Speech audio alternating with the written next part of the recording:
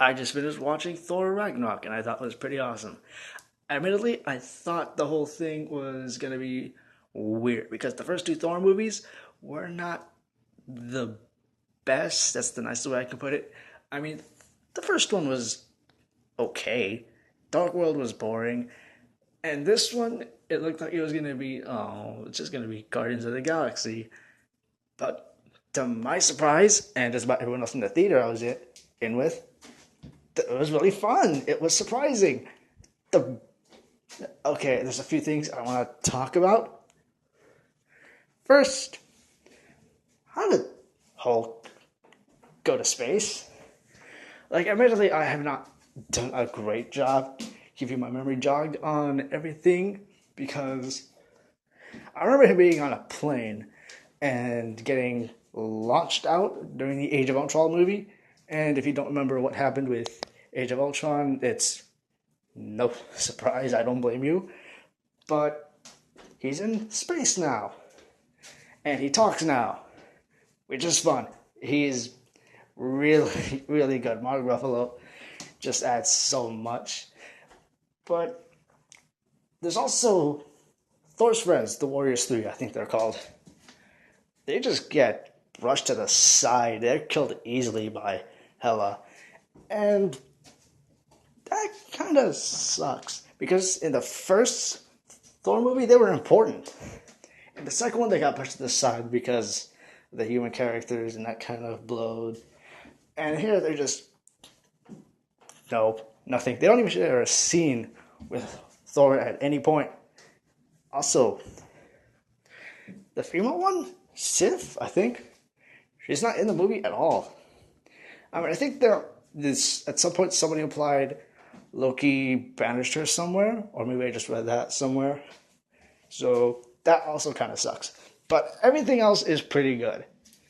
Hela does a really good job. And I wish she could have expanded a bit more on the whole Odin just suddenly becoming a good guy out of nowhere. But also, Loki. He just... he is the biggest, baddest SOB. And here he's taken down very easily. Although, admittedly, it leads to him having the funniest scenes. And he was never the best fighter. He always had the upper hand. So in this one, it makes more sense. And also, he's not overshadowed by any of the characters, but he has a healthy amount of screen time. Thor's character arc in the movie is really well done. I really like how he's having to figure out the whole, what is Asgard, what is his strength, how can he protect everyone? And it really does surprise me how in the first two Thor movies he was nice, but he hadn't had a lot devoted to him as a person. Here, you really feel for him. And the visuals, my God, it just looks like, everyone keeps joking about how it looks like an 80s poster, and it shows. The best part, I think, had to be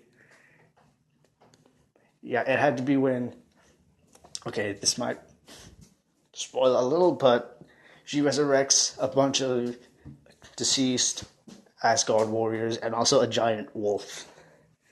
It is amazing to see. Overall, I think another thing I would want to touch on,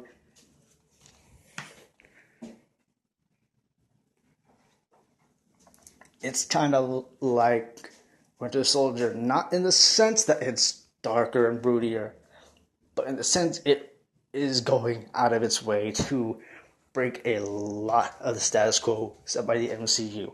So if you're sick and tired of the movies constantly just being, oh, nothing's going to change, everything's going to be staying the same, this is going to do it. If you were burned by the first Thor movies, I thought you liked them, but they weren't really up to snuff, this is the one. I'm not going to give it a grade because I don't think they're very good ways to measure a movie. But just know this is definitely one of the better MCU movies and definitely one of the better sequels. So that's my opinion on Thor. Thanks for listening. Bye.